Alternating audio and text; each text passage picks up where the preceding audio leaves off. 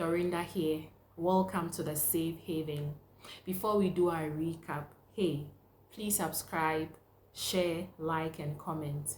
We're on YouTube, Facebook, Instagram, TikTok, and other social media handles. So we have been looking at sexual misconduct, and in our earlier post, we looked at the power of the mind and the role it plays.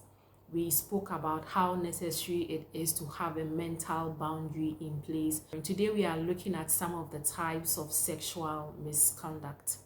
In this session, we would actually zero in on child sexual abuse. The predators, what happens is that they touch the children's very sensitive or private parts. They expose them to sexual materials. They manipulate and coerce them to indulge in sexual activities. Children their minds are still developing. There are lots of things they don't understand emotionally, behaviorally, psychologically. They are still maturing.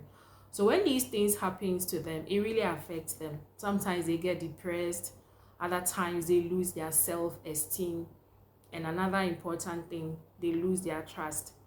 There are a lot of adults walking about these days indulging in all kinds of sexual misconduct, and it can be traced to child sexual abuse. So it's important that when you're a parent or a guardian, you keep a close eye on your child or minor. A minor is someone who is below the age of 18.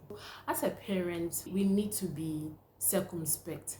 Intentionally take time to study your child. Some children are naturally quiet, others they are bubbly, all over the place.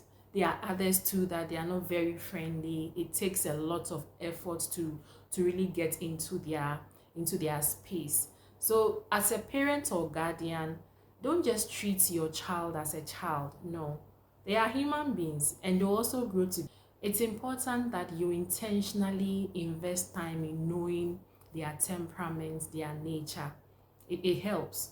Again, please don't hide things from your children. Have open communication with them.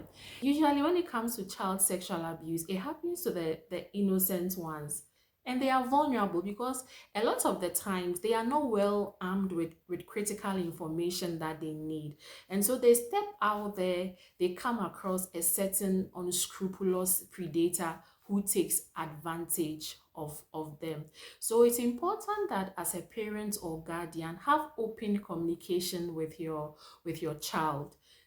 Get into their world. Let them hear critical information from you. Again, they will not always be with you. So arm them with tools. Let them know what is acceptable and what is not acceptable. So for example, when you have a girl, let them know that it is not acceptable for a man to touch their breast. Let them know the areas that it is not acceptable for even a woman or a man to touch, or their teachers. Let them know all this information. Please be intentional and watchful as to the kind of dresses that your children wear. I know that we want our children to look good. Of course, it's nice. Sometimes the kind of dresses some children wear, you see them and you wonder whether they came from the home. Let's teach our children to dress well. It's important.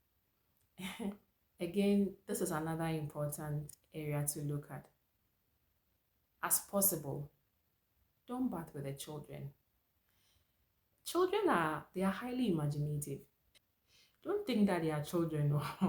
This case, they see things. So sometimes when you get into the midst of children, the kind of things they say, it's shocking. And when you have mixed genders, a male, female, as early as possible, try not to let them bath together. I know they are siblings, you want to encourage unity and all that. I understand, it's important. However, you also want to make sure that you are not planting certain things in their minds early on. Again, Don't let the children witness certain sexual activities. So if you're a parent and you live in a one-bedroom apartment, or a place where you don't have the opportunity to have the kids sleep elsewhere, you and your partner find a way of going about your extracurricular activities so that the kids don't witness it. And the sad thing is that they are kids. So when they're exposed to some of these sexual things, they don't understand. And so they are not able to process the things that they are saying. And if you've also not created that enabling environment for them to come to you and ask questions, then you can just imagine they keep this thing to themselves. Sometimes they step out there and unfortunately might come across a wrong person who would take advantage of them. Intentionally get into the world of your child. When you are use intentional words, age appropriate words.